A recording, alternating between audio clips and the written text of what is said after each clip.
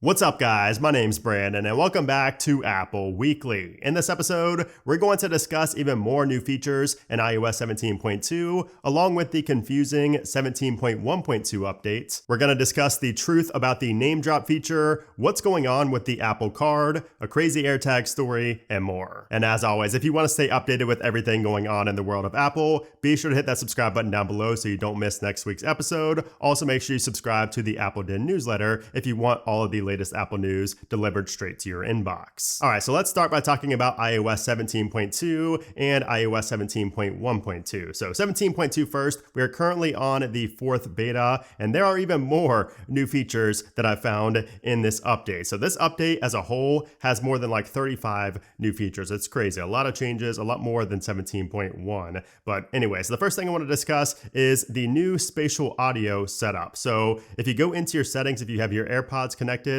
and you tap on your AirPods and you go to personalize spatial audio, there's a brand new UI and a whole new method for getting this done. So let me show you. So I took a screen recording here and you can see that the tutorial right here, this interface is new. The person that it shows right there, and you can see how the green lines kind of go side to side. That is brand new, a brand new UI, but also when you go in here to actually scan your face, you can see I was scanning my face earlier and I was preparing to do the Face ID like up and down and around, but all you have to do is go side to side now. So you can see that it now captures your ears much easier. I had extreme struggles with this in the past. There you go, done, just like that. So now personalized spatial audio is set up and it also performs much better than ever. So, the issue with this before was that, you would put your face all around like Face ID and it would really struggle to capture where your ears are on your face. And a lot of people, myself included, had issues with that for a while now, ever since it was introduced. So now with 17.2, we have this whole new interface where you just go side to side and it detects your ears. And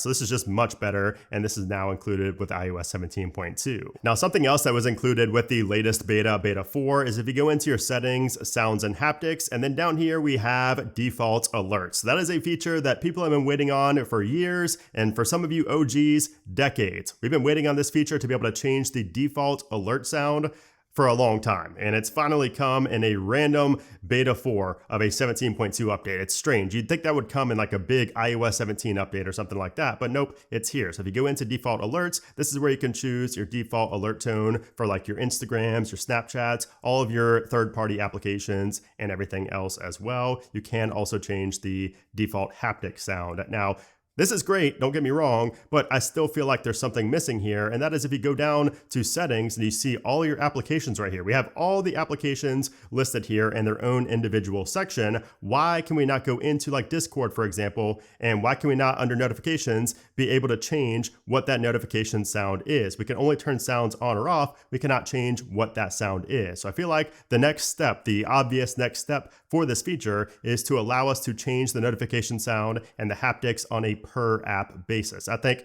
that is something that should have already been there, again, for a long time, but I feel like that's just the next step that Apple needs to take with the customizing of alerts and sounds. And by the way, if you're not in the Apple Den Discord server, you need to join that. The link is down in the description below. I'm always in there chatting. But anyways, we do also have a couple of other changes here, and I've noticed that beta 4 was actually a really big bug fix update. So I know in my What's New video, I said how the release notes are likely not going to be anything major, and that's because the release notes came out way after I recorded that video, but I was wrong, and there are a lot of bug fixes in beta 4. So you can see here, I compared it. I did the diff checker here so I could check what was changed from beta to beta. This is something new I'm going to be doing, so you can see everything new in the release notes, and you can see we have a fixed issue relating to AirDrop. So sending an AirDrop or using NameDrop to an iOS 17 or 17.1 device might fail. That has been fixed. There's also a bug fix for the Apple Music application. There was a bug on the previous beta where the favorite songs playlist might take a while to appear. That has been fixed. We have a couple of contact verification fixes, and then down here we have a few other resolved issues. So one is under messages, and this fixes an unlocalized string shown for member count in the full screen map view of group messages. And then another one for the music gap right here where it says there's a bug fix for Apple Music recently searched content might not appear in the recently searched section of the search tab. And then there's also a fix for those who had issues with the personal hotspot. It says that some third-party devices might be unable to connect to iPhone personal hotspot. That has been addressed with the 4th beta. And then a couple of other technical changes here to Swift UI and widget kits. So yeah, lots of bug fixes in 17.2 beta 4, and there's actually a couple of more changes as well that were found in the code. So apparently there's now a pop-up that lets users know when external recording is not working due to a USB-C cable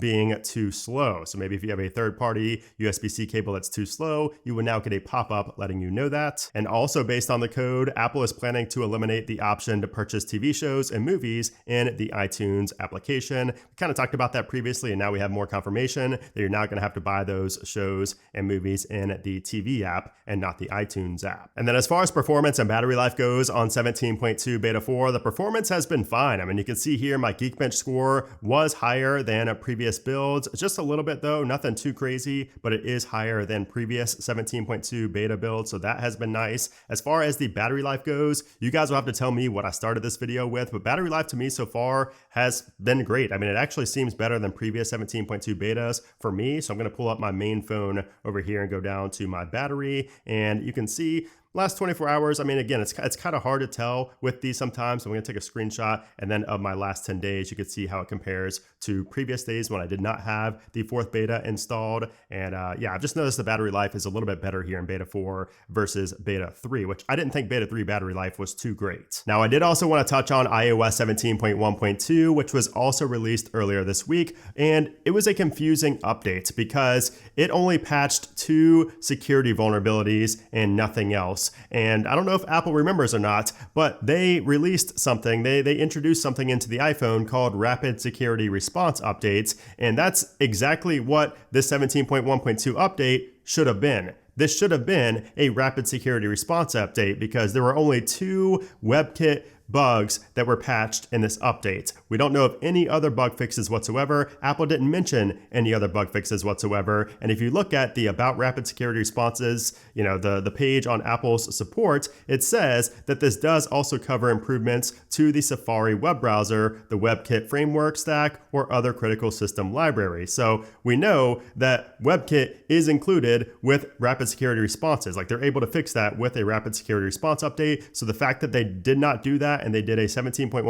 update instead is very confusing. But nonetheless, 17.1.2 was released, and we still to this day don't know of anything else that has been addressed in that update aside from those 2 WebKit bugs. And by the way, those 2 WebKit bugs that were patched, we should see those same bugs patched in the RC build of 17.2. And of course, 17.2, the final, will have those bugs addressed in there as well. All right, so now let's talk about what to expect next from Apple. And next week, I see iOS 17.2 RC. Now, there is a very, very slim possibility of a beta 5, but in my personal opinion, I think we're going to see RC, the release candidate build, next week on the week of the 4th, most likely on a Tuesday. Apple likes to stick to those Tuesday releases, so Tuesday, December 5th seems like the highest likelihood. And then after that, we should see the final public release of iOS 17.2 on December 11th, or sometime shortly after that, maybe the 12th or the 13th, but usually Apple likes to stick to those Monday releases for the public updates. And I do also think that we're going to see the first iOS 17.3 beta shortly after iOS 17.2 is released to the public. We might even see it the next day. So for instance, if we get 17.2 on Monday the 11th, we could see the next beta, the next version, 17.3 beta 1, right there on the 12th. But of course, it could really come any day that week, or there's also a slim possibility of it coming the following week. But I don't think we're going to see any more than beta 1 this year. We're probably not going to see beta 2 of 17.3 until some point in January. All right, so now let's move on to the latest Apple news. And the first thing I want to discuss is the crazy fear-mongering / misinformation that has been spread on Facebook like wildfire for this past week, and it's all related to NameDrop. So this is an example of one of these posts on Facebook, and I'm going to blur out the name because this police office, this sheriff's office, seems to be very I don't know, they don't seem to be taking the reception to their posts very well. And they've been untagging themselves in posts and blocking people. So who knows what they'll do. So I'm just going to blur out their name just in case. But they said this: it's an important privacy update for your iPhone. And it basically just says that you should disable the name drop feature on your child's phone to help keep them safe. So first off, name drop is not unsafe to begin with. Yes, it is on by default, but the big thing that they're missing here is that both parties have to accept the name drop before anything is transferred. But not only that, like, both phones have to be unlocked. So it's not like, basically what they make it seem like in these articles, in these warning Facebook posts about the bad privacy of Apple, is that somebody could just go up with their phone, while you're sitting at a restaurant or a bar, and just go up and scan it, and boom, they have your phone number. And that's what some people thought, like, before iOS 17 fully came out, or before it was, known. But that is just simply not the case. I mean, everybody knows by now that name drop does not work that way. So I think that's the big issue that they're missing here. And they also mentioned how, AirDrop works by just having two phones close together, which the default setting on the iPhone is where your iPhone AirDrop has to be set to contacts only, so you can only do everyone for 10 minutes, and that is not the default. So it's not like a random person can just go up and AirDrop something to you unless they have to be in your contacts. So this whole post, it just is fear mongering 101, and there is no way that somebody's going to randomly get your phone number unless you accept it and allow them to get your phone number. Okay, so now we need to discuss the Apple Card situation, because we just got a new report from the Wall Street Journal that outlines how Apple is going to discontinue their partnership with Goldman Sachs for the Apple Card. Now, keep in mind, the Wall Street Journal is saying that this is not going to happen immediately. This is going to happen within the next 12 to 15 months. So we're not going to see the impacts of this until 2025. So to summarize this whole situation, and I'll give my opinion on it in a minute, but basically Goldman Sachs has been voicing their disappointment with the consumer banking services as a whole. Ever since they went into the partnership with Apple back in 2019, they've been losing a lot of money, and they've been accused of a lot of things. They've just not been having a great time with the Apple Card. However, it's strange that Apple just renewed their Apple Card agreement until 2029, and now all of a sudden they are, giving Goldman Sachs an early out, even though they committed to 2029 for, working with them. And to me, that tells me just one thing and one thing only, and that is the fact that Apple has found another partner to kind of replace Goldman Sachs. Now, we don't know who that is just yet. We probably won't know until sometime in 2024, but that's what it's telling me. And the front runner right now is Synchrony Financial. And Synchrony is the largest issuer of credit cards in America. So they are definitely a prime candidate. I know there was a lot of early talk about American Express taking over, but I just personally do not see that happening. I don't think it fits their brand whatsoever. So I think it's probably going to be Synchrony or potentially somebody else, but Synchrony seems like the one that Apple is going to go with. And, my opinion on this is, I've had a lot of people message me, and a lot of people, their first gut reaction was like, oh no, my Apple savings, is it safe? Or, should I just cancel my Apple Card now? And I say no. I mean, first off, your Apple savings, if you're using the Apple savings, unless you have over $250,000 in there, you have nothing to worry about. If you have over $250K in there, then yeah, move it out until you have under $250K, because that money is FDIC insured. So if it's not like Apple is just going to run and they're going to discontinue the Apple Card, I don't see that happening. I think Apple is going to continue with the Apple Card. They're just going to find a new partner, or they could even take this all in-house. They could take on some debt and just, continue with the Apple Card, continue everything in-house, and not even having a partner. So I think they're personally going to have a partner just to be able to, issue the cards. But I think that Apple is going to continue with the Apple Card, and I don't think that you have any problems with your Apple savings account or your Apple Card. I don't think anything is going to change in the grand scheme of things. If anything, it's probably going to get better, because there's going to be more people that are going to get approved, because Goldman Sachs was pretty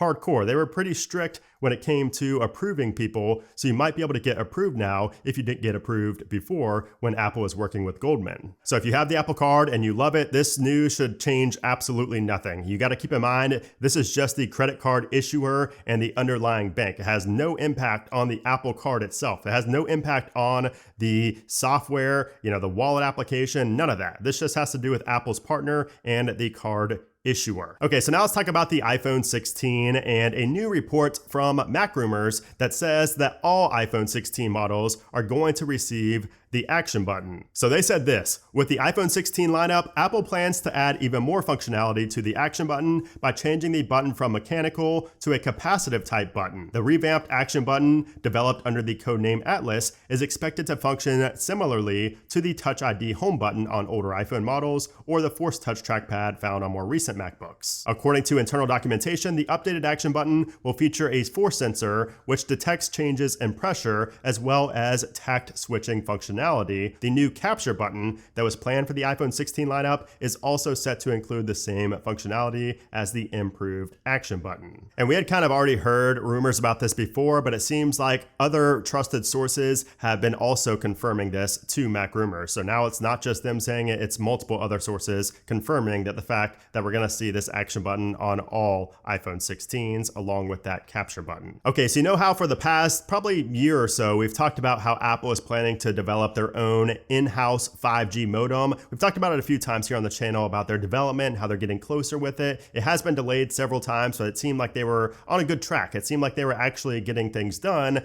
but it seems like that might not have been the case internally, because according to a new report, it looks like Apple is giving up on developing their own in-house 5G modem after several unsuccessful attempts to perfect it. And this comes from supply chain sources related to Apple's 5G modem department, because they claim that the company's attempts to develop its own modem have failed so far, and that Apple is in the process of winding down its years-long investment in the project. So that is unfortunate, because that in-house 5G modem was going to lead to much better speeds and just overall cell connectivity. So that's pretty unfortunate. We'll have to see if Apple's going to pick that up at any time in the future, but it seems like we might not be seeing that at all. And then finally, we have to end off Apple Weekly, as always, with a crazy AirTag story. And this time, a California nursery that sold plants and high-end outdoor goods had been hit by thieves for several weeks without ever catching the suspects. They had surveillance footage from the nursery in October that showed a suspect filling up a shopping cart with potted plants and trees, loading them into his truck and driving off. But they never caught him, and even though he robbed the place 2 more times over the next several weeks, they still never caught him, despite having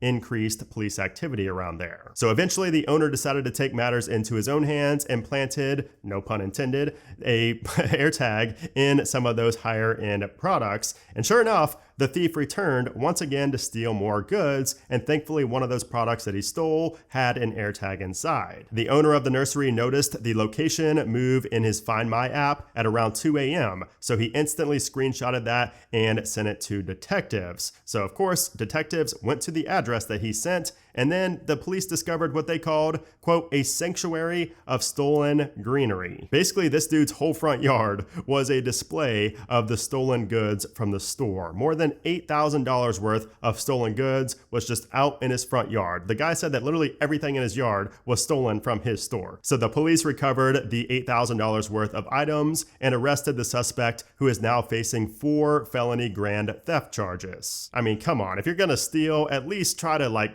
make it less obvious. I mean, he put it out on his front yard for everybody. Anyway, you've got to be stupid to steal stuff in general, in my opinion. That's just my personal opinion. But yeah, so just another example of an AirTag being used for good, and even a store owner using it for his own products. You love to see it. I mean, if you're a business owner, if you own a store, especially if it's just like a smaller store, I don't think it hurts to put in some AirTags and some of your higher ticket items in the store. But anyways, that's all for this week's episode of Apple Weekly. I hope you guys enjoyed it. If you did, I would appreciate if you give it a thumbs up. Also, be sure to subscribe down below so you don't miss next week's episode. But anyways, guys, thanks again for watching, and I'll see you soon.